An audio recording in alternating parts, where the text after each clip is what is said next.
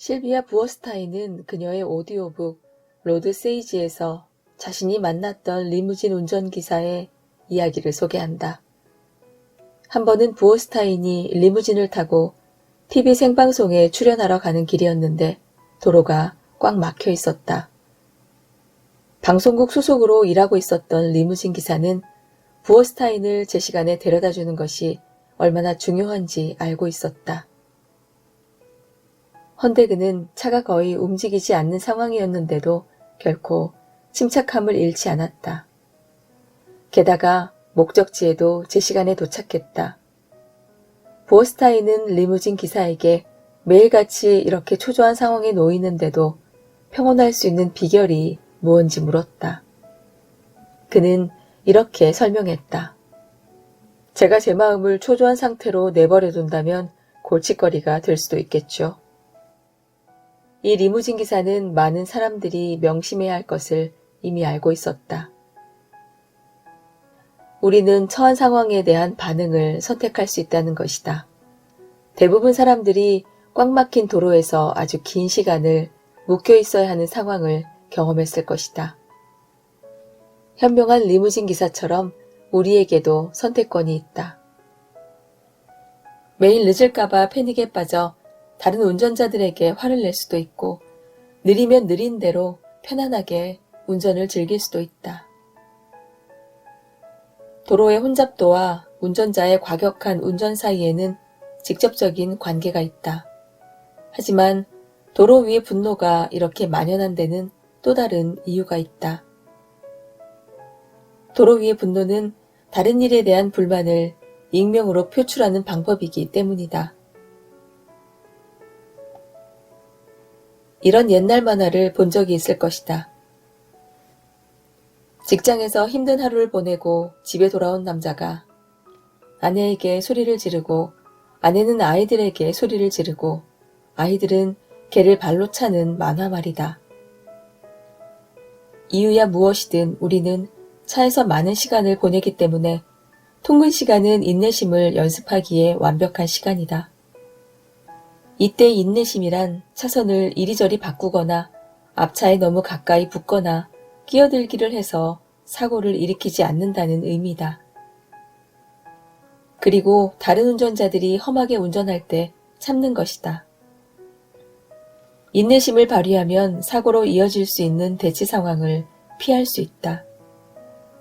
앞에 공격적인 운전자가 있든 혹은 단순히 긴 차량 행렬이 꽉 막혀 움직이지 않고 있든 의식적으로 몸을 편안히 이완하는 행동, 특히 운전대에 손을 얹고 긴장을 푸는 것은 도움이 된다.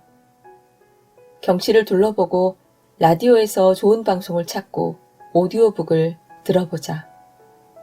나는 시간을 지키지 못하면 쉽게 초조해지는 편이기 때문에 살다 보면 늦을 수도 있는 거야 라고 언제나 스스로 되뇌어야 한다. 이런 부분에 있어서 나에게 도움이 된 경험이 있다. 한 번은 시간당 $350를 받는 변호사와의 상담 시간에 1시간쯤 늦었다. 운전하는 내내 비용도 걱정이 됐고 변호사가 대체 나를 어떻게 생각할까 걱정하면서 마음이 조마조마했다. 변호사 사무실에 도착하자 변호사는 첫 번째 상담은 무료이며 내가 늦은 덕분에 필요한 일을 할 수 있었다고 말해줬다. 이제는 늦어서 달려가야 할 때면 다시 한번 그때 그런 반응을 기대하며 나 자신을 안심시킨다. 침착하게 행동하기를 결심하면 이동 중과 목적지에 도착했을 때 느낌이 어떻게 달라지는지 차이를 느껴보자.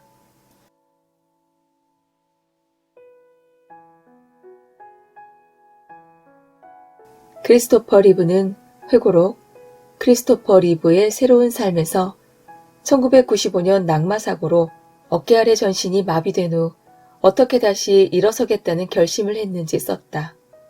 의사들은 그에게 척추가 부러져 회생이 불가능하다고 말했다. 죽지 않은 것만으로도 행운이었다. 그러나 전직 슈퍼맨은 스스로 목표를 세웠다. 2002년 50세 생일에 두 발로 일어서서 자신을 도와준 사람들을 위해 건배하겠다는 것이었다. 크리스토퍼 리브는 50세 생일에 일어서서 건배하지는 못했다. 하지만 혼자 앉아 있었고 팔과 다리를 움직였다. 척추가 돌이킬 수 없을 정도로 부러진 지 6년 후 신경이 조금은 재생되었다는 증거였다. 게다가 핀으로 살짝 찌르면 느낌을 느낄 수 있었다. 다시 한번 척추신경이 회복되고 있다는 신호였다. 그는 엄청나게 공격적인 일일 운동 프로그램을 통해 이런 위협을 달성했다. 이 프로그램은 다른 무엇보다도 그 자신과 그를 돕는 사람들의 엄청난 인내심이 필요한 것이었다. 언뜻 생각하기에 아무 보람도 없어 보이는 혹독한 운동을 계속 반복할 수 있는 인내심 말이다. 리브는 목표에 도달하지 못했고 사실 꿈을 실현하기 전에 사망했다. 하지만 나는 그가 목표를 가졌기 때문에 인내심을 가질 수 있었고 그런 진전을 이룰 수 있었다고 생각한다. 그에게는 노력해야 할 정말 중요한 목표가 있었기 때문에 요구되는 모든 육체적 고통을 견딜 수 있었던 것이다. 그는 보상에서 눈을 떼지 않았다. 마거릿 대처의 격언처럼 원하는 것을 얻겠다는 결심은 다른 사람들과 능숙하게 일하는 데 필요한 인내심을 준다. 원하는 것이 확고하지 않으면 쉽게 포기하거나 버려버릴 수 있다. 원하는 것에 전념할 때 우리는 그 상황을 견딜 수 있는 능력을 갖는다. 결국 우리는 원하는 대로 될 것임을 알기 때문이다. 메이저리그 역사상 마지막 4할 타자 테드 윌리엄스는 소년 시절 단 하나의 목표를 가지고 있었다. 사람들이 역사상 가장 위대한 타자 테드 윌리엄스라고 말하게 하는 것이었다. 죽기 얼마 전에 그는 역대 최고의 메이저리그 선수를 뽑는 올 센츄리 팀에 지명됐다. 그가 경기장으로 나오자 장내의 아나운서의 목소리가 울려 퍼졌다. 역사상 가장 위대한 타자 테드 윌리엄스입니다. 원하는 일을 이루지 못하고 있다면 원하는 것을 훨씬 더 강하게 불타오르게 하기 위해 좌절의 에너지를 활용할 수 있을지 생각해보자. 스스로에게 이렇게 말해라. 어떤 사람이나 사물이 내가 가는 길을 방해하면 할수록 나는 내가 진정으로 원하는 것에 더 집중할 뿐이다. 이런 결심은 시간을 지나보내기 위한 속임수 그 이상의 효과가 있다. 실제로 꿈이 현실이 될 확률을 높인다. 언젠가 우연히 인내심이 강한 자는 자신을 참을 수 있는 사람이라는 인용구를 본 적이 있다. 시간이 지나면서 이 말에 담긴 지혜와 성 프란치스코 드살의 격언을 더 잘 이해하게 됐다. 인내심을 기르는 과정에서 우리는 비틀거릴 때나 날아오를 때에도 우리가 가진 그 모든 결함과 아름다움에도 스스로를 사랑할 것을 요구받는다. 인내심에 대해 오래 생각을 거듭할수록 인내심 부족은 사실 완벽주의의 한 증상이라는 것을 깨닫게 됐다. 나 자신과 다른 사람들이 완벽하길 기대한다면 지하철이나 엘리베이터, 자동응답 시스템에 아무런 결점이 없기를 바란다면 짐을 잃어버리거나 일정표가 소용없어져 버렸거나 웨이터가 무례하거나 배우자의 가족들이 까다롭거나 아이들이 말을 안 듣는 상황처럼 불완전함이 드러나게 되면 그때마다 늘 인내심을 잃을 것이다. 반대로 삶은 엉망이고 예측할 수 없다고 사람들은 최선을 다해 살지만 어설프다고 인식할수록 우리 주변의 상황과 사람들에게 더 많은 인내심을 발휘할 수 있다.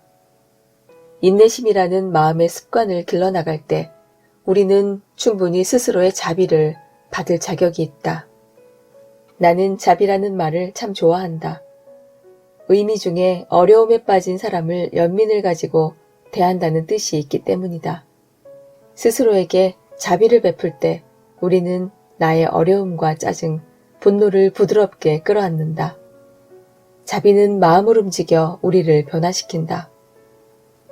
완벽해야 한다는 굳은 고집을 녹인다. 스스로의 기준에 부합하지 못했다 하더라도 어쨌든 있는 그대로의 나 자신을 사랑하고 아끼게 한다. 상처를 입었더라도 강인하게 말이다.